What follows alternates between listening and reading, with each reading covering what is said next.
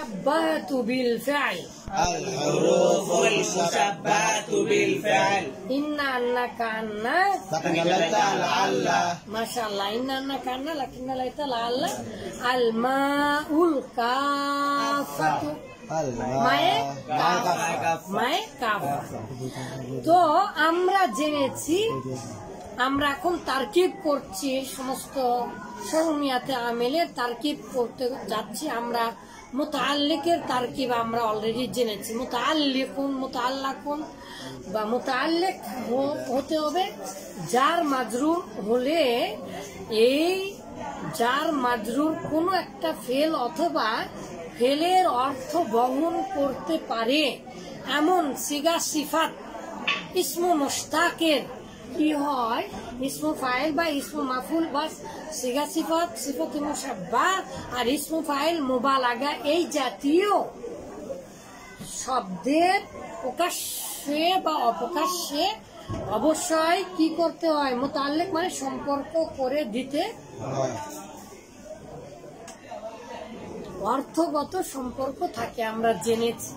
এই জন্য যেখানেই মুতাআল্লিক হোক না কেন, অর্থাৎ হরফে জার আর মাজরুর, জার মাজরুর যেখানে ব্যবহৃত হবে সেটাই কারো না কারো সাথে সম্পর্ক করে দিতে হবে। তো সাধারণত ফেলের সাথেই বেশি আসে, আমরা দেখতে পাই। তো আজকে আমরা আরেকটা জিনিস জানব, ফেলের মতো কিন্তু ফেল নয়, এগুলো আবার হরফ কিন্তু ফেলের মতো। আমরা এর আগেই জেনেছি গঠনগত এবং অর্থগত, অর্থের বিবেচনায় ফেলের অর্থ প্রদান করতে পারে, আর গঠনের বিবেচনায় ফেলের মতো, যেমন ফেল 3 অক্ষর ছাড়া ব্যবহার হয় না, ঠিক তেমনি হরফে মুশাব্বাহ বিল ফেল গুলো 3 অক্ষর ছাড়া ব্যবহার হয় না। আবার ফেল যেমন হওয়া অর্থ দিতে পারে, ঠিক তদ্রূপ নিশ্চয় হয়, নিশ্চয়, তারপরে যেন, মতো, কেন, এগুলো ইত্যাদি অর্থ আমরা আগেই দেখেছি। আজকে আমরা তারকিব করব।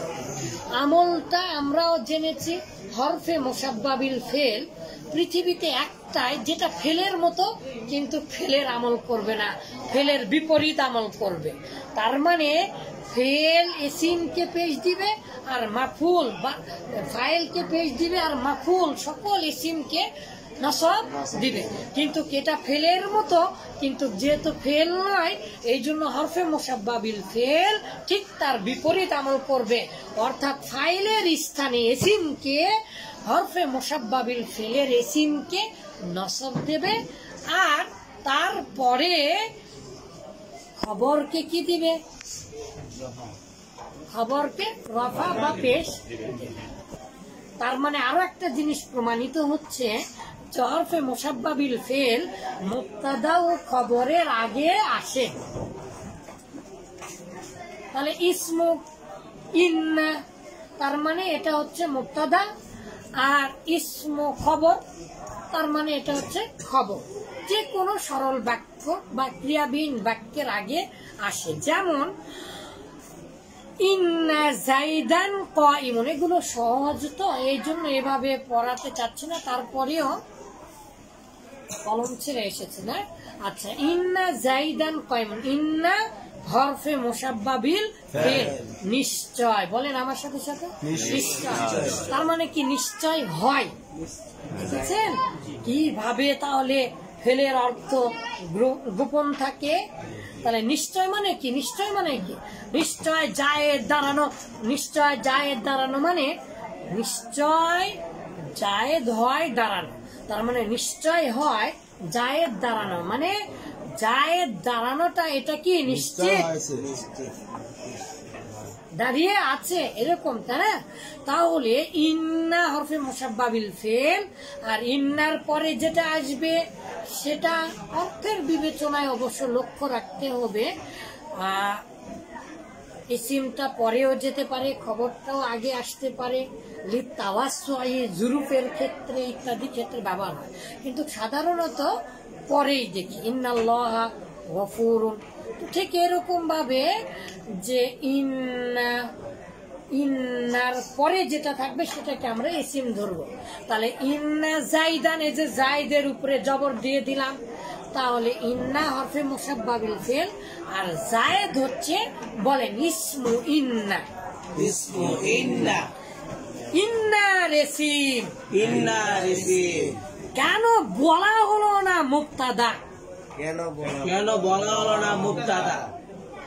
হিসাবে তো মুক্তাদা খবরের আগে আসছে, সেই হিসাবে তো মুক্তাদা বলে বলা উচিত ছিল যে ইন্নার ইসিম হয়েছে বা ইন্নার ইসিম এটা, কিন্তু মুক্তাদা না বলে ইন্নার ইসিম বলে সকল তারকিব বইয়ে সকল গুলোতে। কেন কেন কেন? আসলে কিছুই কারণ নেই,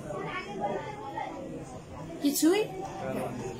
কিন্তু যখন বলা হবে ইসমু ইন্না, এরই মধ্যে একটা প্রশস্ততা আছে, কারণ ইসিমটা মুক্তাদাটা ফেল হতে পারে, মুক্তাদাটা ফেল হয়ে জুমলা হতে পারে কি না। একটা বড় বাক্য যে দেখেন দেখেন দেখেন দেখেন, এখানে এই কলমের মধ্যে কি আছে? সীসা আছে, তার মধ্যে আবার কি আছে? কালি আছে। তাহলে ইনটা কোথায় আছে? কলমের মধ্যে।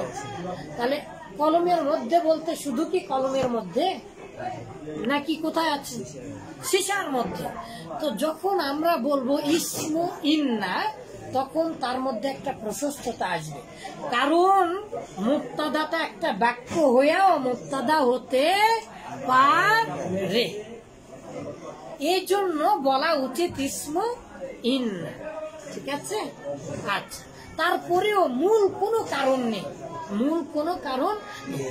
অনেক গবেষণা করেছি, কেউ যদি বলে এটা মুক্তাদা, okay this is the most মানে ইম্পর্টেন্ট পয়েন্ট, এটাই আসল উদ্দেশ্য। তো তাখরিজ করেন আপনারা, খুঁজে খুঁজে টেনে হিসেবে বাইর করেন, নো প্রবলেম, ঠিক আছে?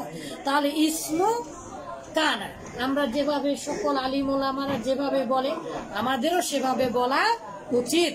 তাহলে বলেন ইসমু ইন্না, ইসমু ইন্না। তাহলে ইসমু ইন্না কি হবে? নসব বিশিষ্ট হবে। আর ক ইমুনটা হচ্ছে খবর, তাহলে খবর আর ইসমু ইন্না মিলে জুমলায় খবরি আর জুমলায় ইসমিয়া হয়ে জুমলায় ফেলিয়া হয়েছে। তাই এটা হরফে মুসাব্বা বিল ফেল। আপনারা এটা বলতে পারেন যে সবার শেষে আল জুমলাতুল, কিন্তু এটা কোনো পরিভাষা নেই, এটা কোনো কি নেই? পরিভাষা নেই। কারণ পৃথিবীর সকল হরফই মূলত কোনো না কোনো বাক্যের অংশ বিশেষ হতে পারে। হরফ একাকি কোনোদিন ব্যবহার হয় না, এমনকি এককভাবে শব্দেও ব্যবহার হয় না। শুধু ইন্না দ্বারা কোনোদিন একাই প্রকাশ করতে পারে না। এই জন্য আমরা বলবো, যেহেতু ইন্নার পরের শব্দটা ইসিম, এই জন্য আমরা জুমলা ইসমিয়া বলবো। কি বলবো? জুমলা ইসমিয়া। তো আমাকে প্রশ্ন করেন, ওস্তাদজি এটা তো জুমলায় হরফিয়া হওয়ার কথা। ইয়েস, জুমলায় হরফিয়া হওয়ার কথা। কিন্তু এখন বলেন বাবা, আপনি পৃথিবীর সকলে যেটা বলেননি, আমি বললে কি সেটা হবে? কেন হবে না? জুমলায় হিসাবে তো জুমলায় হরফিয়া, কারণ ইন্না হরফে মুসাব্বা বিল ফেল এবং হাফ লেডিস মার্কা, অর্ধেক হরফ অর্ধেক ফেল। বুঝতে পারেননি আমার কথা? কিন্তু হরফটা কোনোদিন এককভাবে অর্থ প্রকাশ করতে পারে না, অতএব এটা জুমলা হতে পারে না।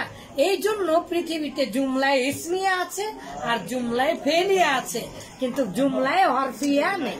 কিন্তু আমি হাসান হাবিব বলছি, অবশ্যই কেউ যদি জুমলায় ইসমিয়া বলে আবার যদি বলে জুমলায় হরফিয়া, তারটাও ভুল হবে না, কিন্তু বলা ঠিক হবে না, উচিত হবে না। কারণ কি বলেন তো? পৃথিবীর সবাই যেটা বুঝেছে, আপনি কেন উল্টা বুঝবেন? তা বুঝতে পারেননি?